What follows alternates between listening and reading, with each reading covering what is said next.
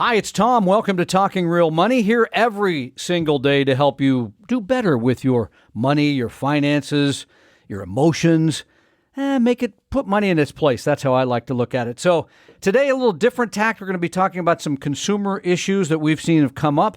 And to help us do that, he just came. What's with the cape? He's got a cape on. He's superhero. It's ConsumerMan Herb Weisbaum joining us here in the Talking Real Money studios. Hello, Look Tom. at you. You look amazing. You know what the dry cleaning bills are to clean that cape? Can't even imagine. I can't either. You used to see him on television. I'm still on TV in okay, Seattle. Still on radio, television, and of course, checkbook.org. You can read all this stuff there. So take advantage of all that. And he's been kind enough to be on the podcast, be part of retirement, et cetera, et cetera. So, but there's always these issues. So I'll give you my background with the airline industry, which has had a couple of unhappy conclusions. Last summer, I went to Europe. And coming back at Heathrow Airport and waiting for British Airways to fly us to Seattle. And they told us the planes, they made up something. You're going to get on a couple hours late for this. Okay, fine. So we finally get on the plane about 2.5 hours late. Fine, that's fine. And then they said, okay, we're ready to go. Here go those engines. And they started on the tarmac, and they said, no, something's broken. We got to go back to the repair place. Okay, so this went on for about 8 hours. Wow. Yeah, a long time in the plane. And then they finally said, after I asked several times, look, should I rebook somewhere else? No, don't worry about that. This plane's going to go. And then they finally said, it's going to be, if we leave now, it's too late to get to Seattle. The gates close. They don't let you land after a certain period of time. Sorry, you're out of luck. And then it was the mad rush for the gate to the agents to try and figure out. And it was messy. We had to fly through Canada on the way home. So I have no love lost for airlines, although I think they do fill a purpose. But you've had a recent experience that was worse than that, because at least I kind of knew I was going to go home. In your case, is like, what might happen with Delta Airlines? Yeah, this was kind of scary. Deb and I were over in the United Kingdom visiting my cousin Melvin, and we had a wonderful time in the London area.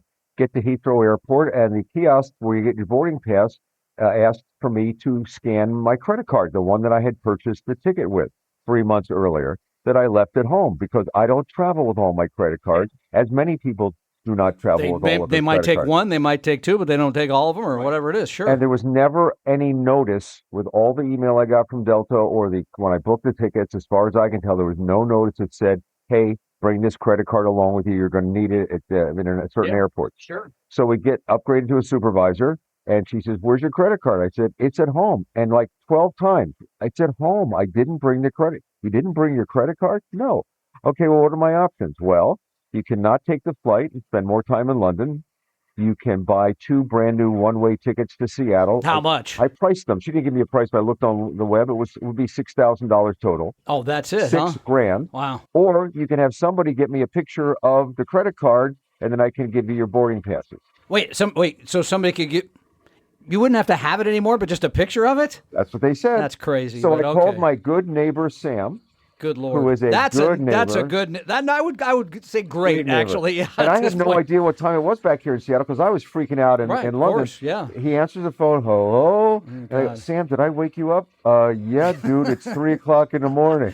I'm the guy to call at 3 in the morning, as you know. I know. Not Sam, but anyway. And so I said, well, now that you're up. You're here. Could you break into my house legally? I gave him the codes to the garage door. And he took them and sent them the pictures. And wait, he did this for you in the middle of the night? Yeah, and he got a really nice box of Harrods chocolates. Okay, I should be. So I said to the supervisor, "Does this happen?" And she said, "Oh yeah, we have this. This commonly happens. What? Parents send their kids over and they don't have their credit card, or something like that, or a scenario where you're a business traveler and the corporate office buys a ticket, you never have the credit card. Or imagine you're trying to be safe and you use a virtual credit card number, so the merchant never sees your actual credit card. So if I'd used a virtual credit card number, Tom, I could have actually brought the credit card, but it wouldn't have been the credit card number that Delta Airlines received. So I said, why are you doing this? I have a passport. I have a driver's license. You know it's me. I have the confirmation code. Yeah, you know it's me. I already flew over here. Oh. She said, we're doing this, sir. The policy is to protect you, Mr. Weisbaum, from credit card fraud. To which I said, that's the bank's job, not the merchant's job. Good point. And that was the line I kept getting. Wrote Delta Airlines, told them my situation, both as a passenger and as a consumer reporter. Yeah, right. And basically they sent me a one-sentence email with a link to a page that says things you might want to know before you go. and it talked about TSA, right. and it talked about picking out your seat, and then it said debit/credit card. I'm a seasoned traveler. I would never go to a page like that. I was never told to go to a page like that. Sure. You think they'd make that very clear ahead of time. They sure made it clear how much I could pay to upgrade to first class a couple of times. Okay. So anyway, that's and Wow. I've heard from people all across the country who have had similar situations happen. So the advice is, if you buy a ticket on international travel, it seems to be international travel, make sure you take that credit card with you, because you might need it to prove who you are. But if you could take a picture of the credit card and take that with you. Depending on who the supervisor is there, that's nice or not. Yeah, the other option they give you, by the way, on the Delta website is somebody back home could take it to an airport near them and show it at a Delta counter. Oh, that's convenient. Well, 3 o'clock in the morning, there's nobody at the Delta airline counter at SeaTac Airport. Good point. But that's their position. That's crazy. And so has Delta really responded? I mean, because you've asked them, obviously. No, 3 times. I asked them 3 times. I told them I was doing news stories. I was being interviewed by reporters across the country, and I got crickets. I got the link. And then crickets after that. That's crazy. Yeah. So bring the card to which you used to get there. Right. All right. That's good. But that's only internationally, you said, maybe. Right. That seems to be the situation now. And only certain airports, it says, pending on your address was one of the things in that web. I've been at the same address since 1986. Yeah. And the same credit card for a couple of years. So I was interviewing my friend Christopher Elliott, who's a syndicated columnist about air travel. He works for USA Today and the Seattle Times and various newspapers. Sure.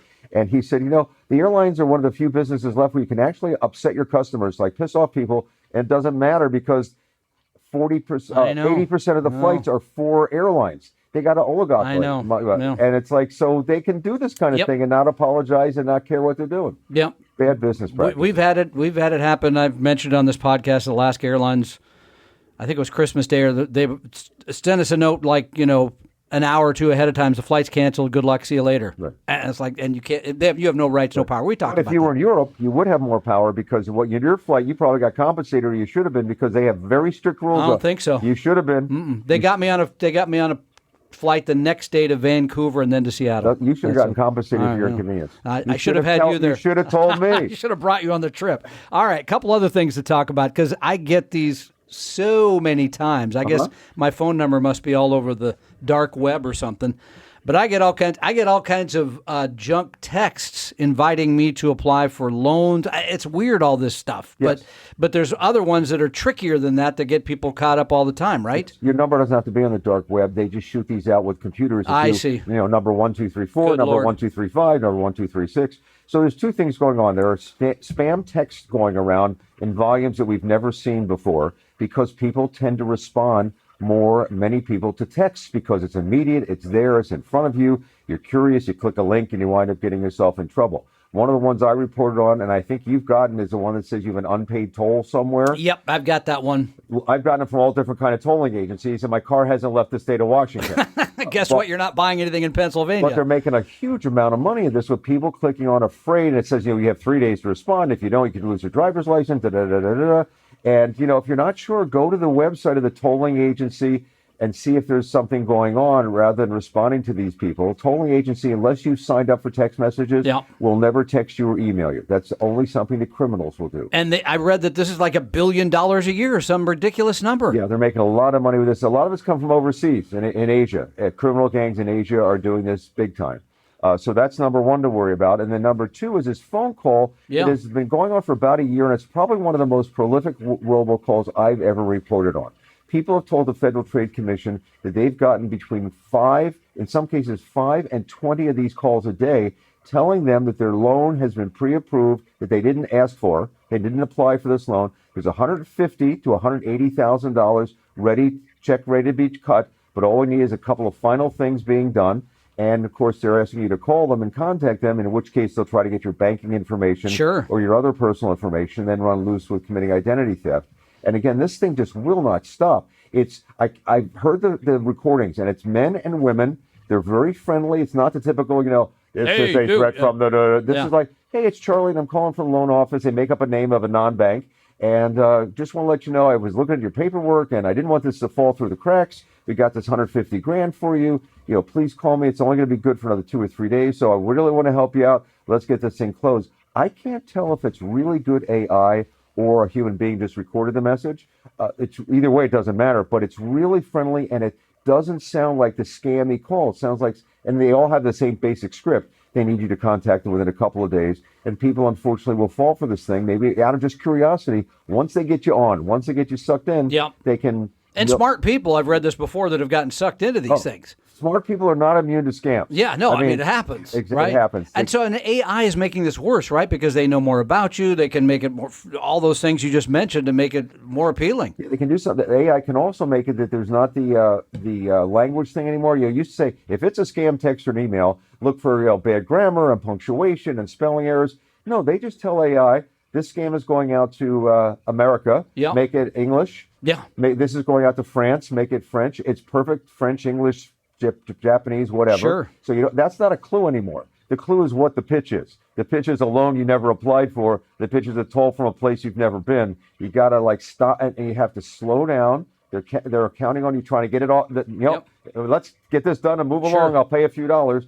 Slow down and figure out if it's really something you really, really want to do. And does it work when I get some of these, and sometimes I type stop on there? Does that doesn't shut it down? And they don't have do not call lists either. I know. Because they say, we'll put you on a list. All that does is tell them you've got a working phone number. I'm ready to call you again next week. They're con artists. They don't have a do not call list. They don't care. Is there any relief that's possible to stop this kind of stuff or not? You just got to be smarter than the con men. There are a bunch of things going on. There's been the legislation or the rules that require certain things for the phone companies to do, but a new study just came out from the U.S. PERG about how many phone companies have not instituted these software programs they were told to do by the FCC a couple of years ago. You can do call filters on your phone, that sort of thing. There are blockers. You can also set up your phone. If you have a phone, a cell phone, you can say, you have to call me twice within 15 minutes for the call to get through, or only on my contact list or something like that. But then if your doctor calls, and they're calling from a cell phone number like doctors do because they're busy,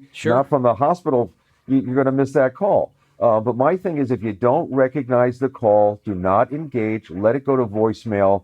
It gives you time to think and then figure out there's something you want to do. If you don't know the number, says unknown, let it go to voicemail and figure it out. Yeah, my problem is I give my number to a lot of people and I don't always know them. Right. And I see 425, something like, that might be Joe, it might be your number I know, but other people, and so then I answer. That's one of the tricks, they spoof phone calls. So they're in China, of course, and the area code is 425. Sure, or whatever. So that's sometimes they did one for a while where they had your phone number showed up in the caller ID. Lord, because you go, how am I calling myself? Anything to make you engage. Yeah. So the rule is, of course, you cannot trust caller ID anymore. You don't know who's calling you. You could say, Bank of America. You could say Citicorp. You could say whatever. They can make the caller ID say that. You cannot trust caller ID anymore. It's very sad. It is sad. And is the government trying to, if these are overseas operations, are they trying to shut them down stop? It's hard. And, some of these are supported by the governments and are allowed to do it by the governments because you're taking on America. Yeah. And you get a piece of the action maybe too. Right. So you have got to be your own defense now and learn the rules. That you just got to be smart and not react quickly. Don't let them push the buttons. Don't engage if you don't know what it is. Stop, slow down.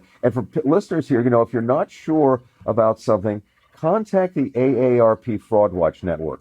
It's a great service. Anybody can call, and you don't have to be an AARP member. They're trained experts, and you can say, I just got a call that said I have this loan or I don't have a loan. Yep. And they'll say, oh, we know all about that, and they'll talk to you, or you can go on their website and look up that. But yeah, most of these scams have been around for so long that if you Google it, you will figure out that, I'm not the first person to get this call. This has happened much more. All right. Believe it or not, I was in the store the other day and I saw the big Halloween candy. We're gonna get 2 kids. So I'm not candy, the Christmas decoration. I was just getting to that. Right next to it was the Christmas decoration. So I was like, I think I'll plan ahead, do the Christmas thing first.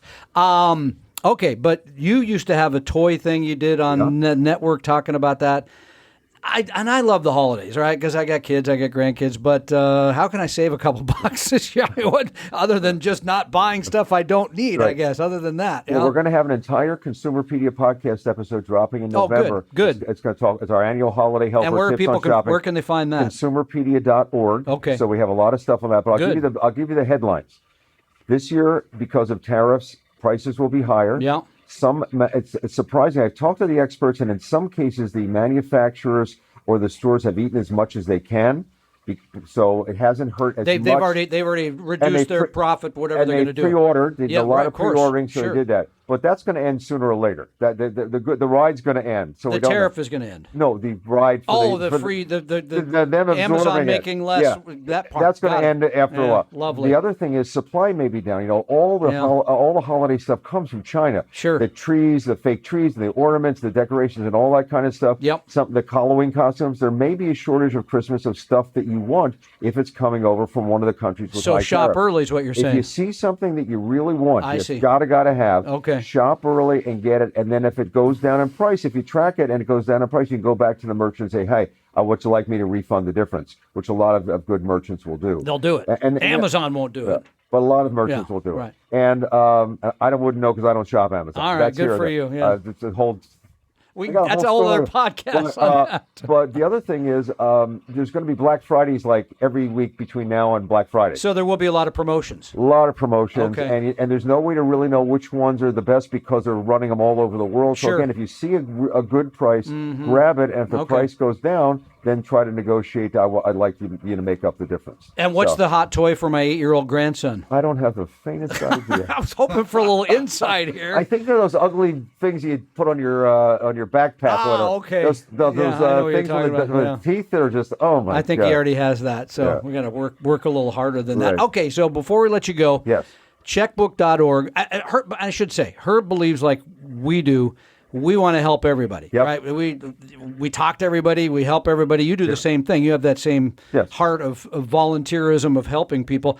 Checkbook.org, the best place to go read your stuff on a regular basis. And we're a nonprofit, so we don't take any advertising from anybody. So we do ratings in 7 major U.S. cities. Wow. Seattle, San Francisco. How are we doing on the ratings? We don't rate you. Oh, okay. I was hoping for a positive spin here on this. San Francisco, Seattle, Minneapolis, St. Paul.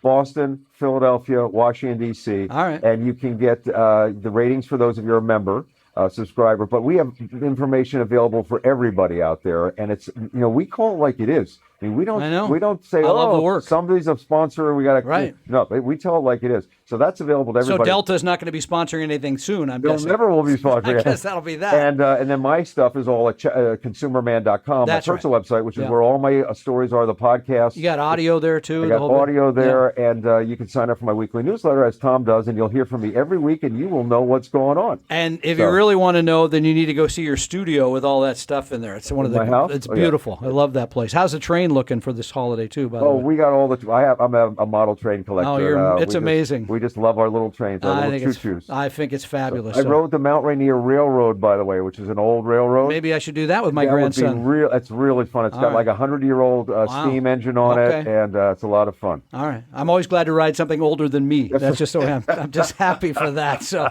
hey, it's always great to have you here. We'll do this again soon. I'm glad you're here. I'm glad you're giving us this information. It's so important, and we wish you nothing but the best in the new year, which is hard to believe, just around the corner, right? Just around the corner. Good Lord. I hate to add up all the years behind that for me. So listen, to all of you, you want some more help, go to talkingrealmoney.com. You can click on Ask a Question, Meet an Advisor, all those things. We're there every day to help you because guess what? We just love being here talking real money.